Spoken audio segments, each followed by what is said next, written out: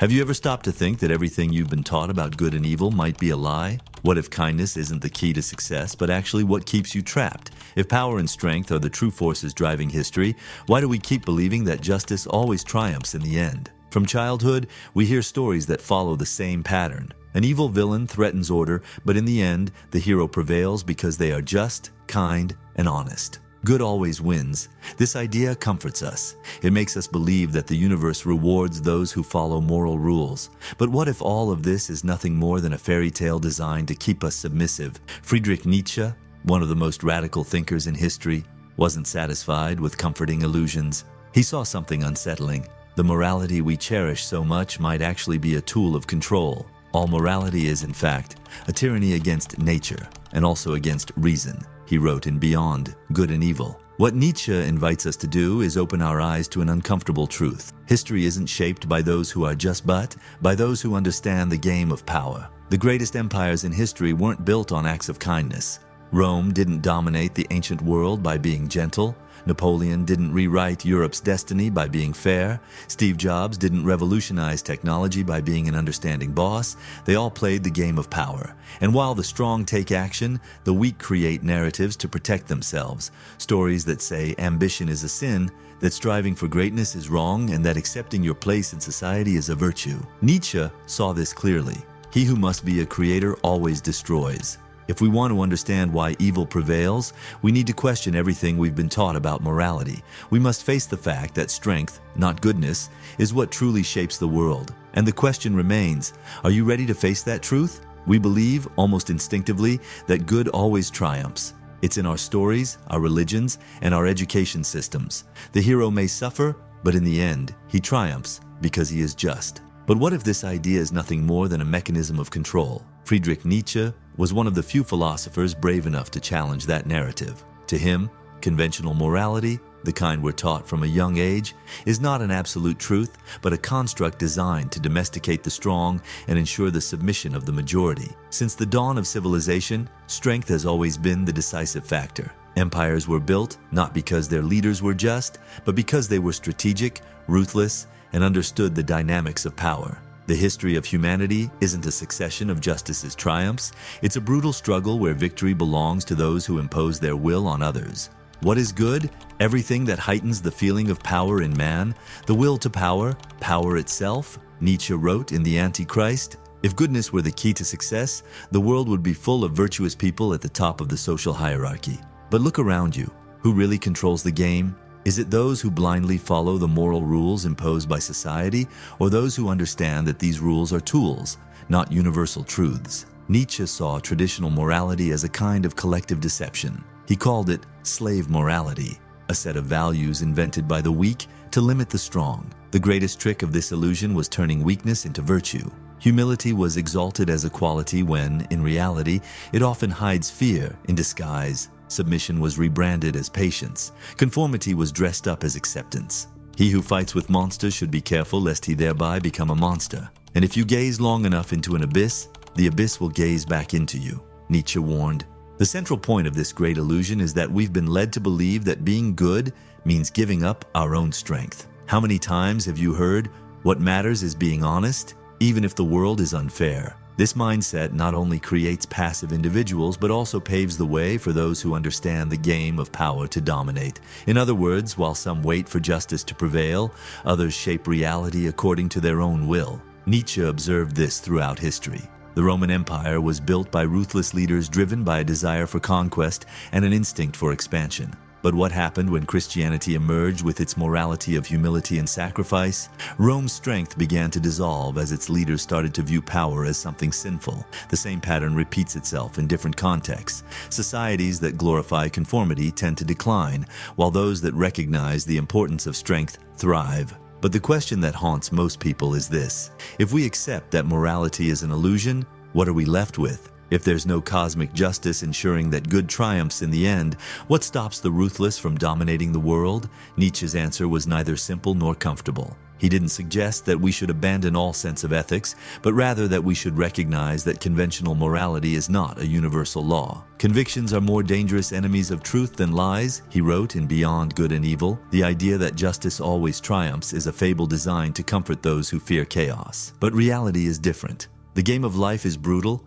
and those who understand its rules don't wait for justice. They create it. If we want to break free from this illusion, we need to stop believing that goodness alone will lead us to victory. We must understand that the world doesn't reward the just. It rewards the strong. And this is the truth that few are ready to accept. If there's one idea that challenges everything we've been taught about morality, it's the notion of slave morality, developed by Friedrich Nietzsche. According to him, traditional morality, the kind that praises humility, sacrifice, and submission, did not arise from a higher or divine principle. On the contrary, it was created by the weak as a mechanism of control, a way to level society so that the strong couldn't exercise their true power. Nietzsche saw history as a constant clash between two types of morality: master morality and slave morality. Master morality is the ethic of the strong, those who impose their will upon the world. It values strength, courage, ambition, and authenticity. For those who live by this morality, power isn't something dirty or immoral, it's simply the natural expression of life itself. Life itself is the will to power. Nietzsche wrote in Thus Spoke Zarathustra, slave morality, on the other hand, arises as a response from the weak, those who cannot seize power directly. Unable to defeat the strong on the battlefield of force, they create a value system that flips the roles, making weakness appear as a virtue. They claim that humility is noble, that submission is synonymous with goodness, and that suffering is proof of morality. But this morality doesn't come from a genuine desire for justice. It is born from resentment, from the bitterness of those who cannot win and therefore seek to weaken the strong. Nietzsche saw Christianity as one of the greatest examples of this inversion. Before it, Greco-Roman morality valued strength, beauty, and heroism. The gods of Olympus were not saints but powerful beings who embodied the human instinct for greatness. However, with the rise of Christianity, morality shifted radically. The strong were condemned as arrogant, those who sought power were seen as sinners, and the weak were exalted as morally superior. Christianity has been the greatest misfortune of humanity so far. Nietzsche declared in The Antichrist, this shift in perspective wasn't accidental. Nietzsche viewed slave morality as a psychological defense mechanism. Those who cannot attain power learn to despise it. Those who cannot win learn to admire weakness. The problem is that this system doesn't just shape individuals, it molds entire civilizations. When a society broadly adopts slave morality, it begins to punish ambition and reward mediocrity. The pursuit of greatness becomes seen as selfish, while resignation and conformity are celebrated as virtues. But what happens when a society built on this morality falls into decline? The answer lies in history.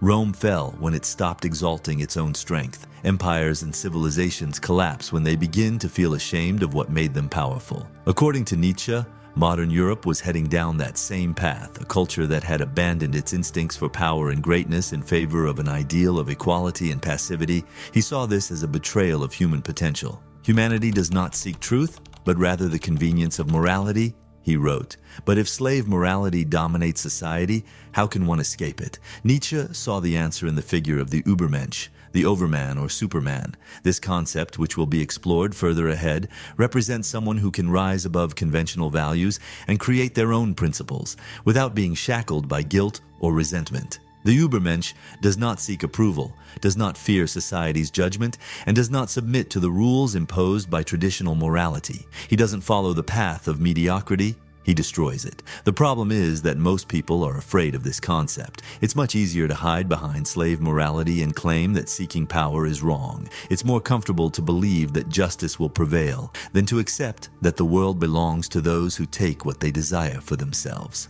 As Nietzsche wrote, fear is the mother of morality. And if slave morality is rooted in fear, then true liberation can only come through the courage to face the truth. The lingering question is, how many truly possess that courage? Nietzsche saw the world with brutally honest eyes. He didn't perceive a struggle between good and evil, but between strength and weakness.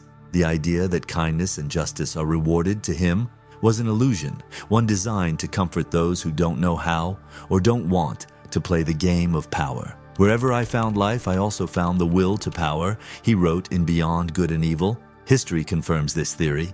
Empires aren't built through compassion but through conquest. Success is rarely granted to the most righteous. Instead, it favors the most strategic. In the corporate world, it's not the kindest employee who climbs the ranks, but the one who knows how to forge alliances and wield influence. In politics, it's not the most honest who wins elections, it's the one who masters public perception. Even the very concept of morality is often used as a tool of power. Those who control the narrative decide what's right and what's wrong. Nietzsche recognized this dynamic and rejected the traditional view of morality as a fixed set of universal principles. To him, morality was fluid, a reflection of the ongoing struggle between different wills to power. The dominant impose their own morality, while the dominated accept it as absolute truth. In practice, this means morality doesn't protect anyone. It merely reflects the interests of those at the top. A clear example of this power play can be seen in modern politics. Charismatic leaders often manipulate public morality to justify their actions. Throughout history, dictators have rewritten the rules of right and wrong to maintain their grip on power. Corporations use ethical rhetoric to cover up practices that secure their dominance. The game of power isn't about being good or bad, it's about understanding how to influence and shape the world according to your own will. This doesn't mean Nietzsche advocated for tyranny or senseless cruelty. His point was something else entirely. Those who understand the game of power don't expect morality to protect them. They define their own rules. The problem is that most people aren't ready to accept this truth. They'd rather believe in a fair order where the good are rewarded and the wicked are punished. But history tells us otherwise, and here's the big question. Are you ready to stop waiting for justice and start building your own destiny? Nietzsche foresaw a dark future for humanity. He believed that by rejecting the pursuit of greatness and clinging to a morality rooted in fear, modern man would become a weak, conformist, and apathetic creature. He called this being the last man, an individual who has given up ambition, rejects struggle, and prefers comfort over self-overcoming. What is love? What is creation? What is longing? What is a star? Asked the last man, and thus spoke Zarathustra, and he blinks. He desires nothing beyond safety, routine, and superficial pleasures. He doesn't seek great achievements, doesn't face challenges, doesn't create anything new. He simply follows the established rules, seeking a comfortable and predictable existence. Nietzsche saw this fate as the true decay of humanity. The last man is not a villain, nor is he cruel or oppressive. He is simply mediocre. He doesn't wish to dominate the world, but neither does he wish to change his own reality. He lacks a will to power because he fears the suffering and uncertainty that accompany greatness. He trades freedom for security, ambition for conformity, power for tranquility. And where do we find these last men? Everywhere. They are those who accept jobs they hate because they're safe, who settle for lukewarm relationships because it's better than being alone, who reject risk because they fear failure, who prefer to criticize those who dare to strive for something greater, as it makes them feel better about themselves. Modern society seems to have been shaped to create these last men. From an early age, we are taught not to question, to follow a predictable path, to avoid conflict. We're told we should fit in, be good citizens, obey the rules. We're sold the idea that life is only about finding stability, a steady job, a stable marriage, a predictable routine. But Nietzsche saw this as a slow death. To him, the real danger wasn't chaos, but stagnation. The last man believes his life is good because he has never experienced anything better. He doesn't know what it means to fight for something greater, to feel the adrenaline of achievement, to push boundaries, to reinvent himself. He convinces himself that mediocrity is happiness because it's the only reality he knows. But deep down, he feels empty. He knows something is missing. Nietzsche believed that only a few would have the courage to escape this fate. To him, life shouldn't be about avoiding suffering, but about creating something powerful, about becoming something greater. The question Nietzsche would leave for us today is simple and direct. Are you living as a creator or merely surviving as a last man? Nietzsche didn't write for the weak. His words were a call to those willing to challenge everything they had been taught and forge a new path. He knew that most people would settle for mediocrity, but a rare few would dare to break away from traditional morality and become something greater. For these few, he gave a name, the Übermensch, the Overman. The Übermensch is someone who transcends the inherited values of society and creates their own principles. They don't follow slave morality, nor do they seek approval or acceptance. They don't wait for the world to offer them something. They take what they desire. Man is something that must be overcome, Nietzsche wrote, and thus spoke Zarathustra. But what does it mean to be an Übermensch? Contrary to what many believe, Nietzsche wasn't talking about a ruthless tyrant. The Overman is not an oppressor nor a blind destroyer. He is a creator. He sees himself as the artist of his own existence, someone who refuses to be bound by imposed beliefs or limited by the rules of others. He defines his own morality based on his strength and personal vision of the world. Nietzsche knew this path wasn't easy. The Übermensch isn't someone who simply decides to ignore society and do whatever they please. They undergo a profound transformation where they abandon all comforting illusions and confront reality head-on. They understand there is no cosmic purpose, no guaranteed justice, and that the universe is indifferent to their existence. But instead of falling into despair, they create their own meaning for life. This concept is dangerous for most people. After all, how many are truly ready to abandon the safety of traditional morality? How many can live without needing the approval of others? How many accept that power is not inherently dirty, but a tool to transform the world? Nietzsche didn't write for those who want to keep believing that kindness will always be rewarded. He wrote for those ready to take full control of their own lives. Become who you are, he challenged. The path of the Übermensch isn't for everyone, but for those who follow it, it is the only true form of freedom. The question remains, are you ready to become the creator of your own morality, or will you keep living by rules designed to keep you weak? If everything we were taught about morality was just a tool for control, if the world doesn't reward the just but the strong, and if history belongs to those who impose their will, what remains for those who awaken to this reality? Nietzsche didn't just want to destroy illusions. He wanted to free those who have the courage to see the world as it truly is. But that freedom comes at a price. It demands total responsibility. The Übermensch isn't just someone who rejects conventional morality. He is someone who bears the weight of their own existence without excuses, without crutches, without comforting illusions.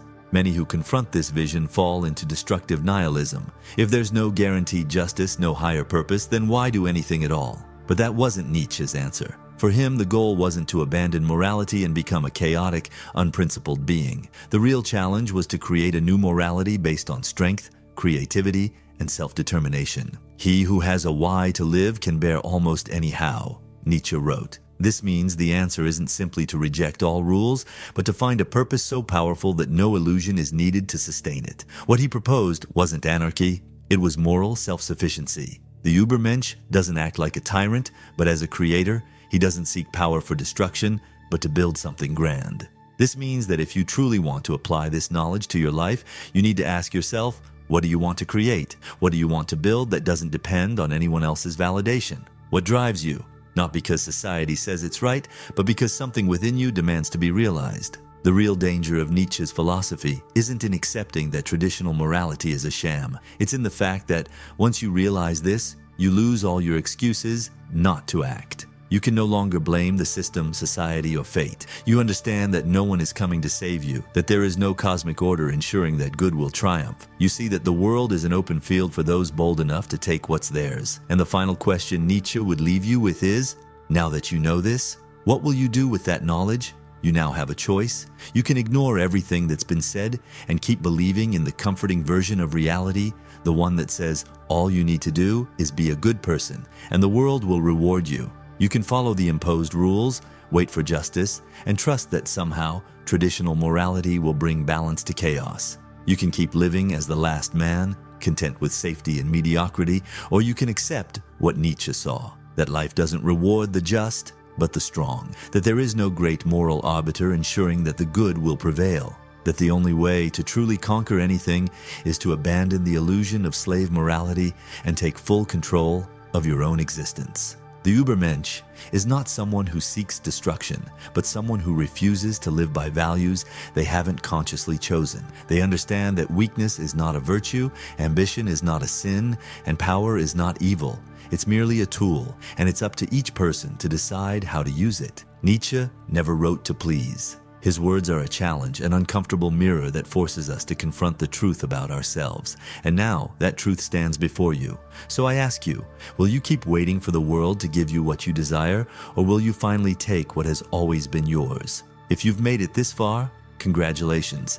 That means, in some way, you feel a restlessness inside you, a sense that there's something more, that conventional answers just aren't enough. Nietzsche didn't want you to just understand his ideas. He wanted you to live them. To stop waiting, stop following blindly, stop conforming, to take control of your own life and choose your own path. Now, if this video made you think in a way you never have before, then you have a mission. Like the video so this message can reach more people who need to hear it. Share it with someone who still believes in the old illusion of morality and see how they react. And of course, if you want to keep going on this journey of self-discovery and philosophy, subscribe to the channel and turn on notifications. Here, we don't offer easy answers, just the questions that might change your life. Now, the choice is yours. Will you wake up or keep sleeping? Oh, and before you go, 2 mysterious videos are appearing on your screen right now. But be careful, they might change the way you see the world forever. If you're brave enough, click and find out.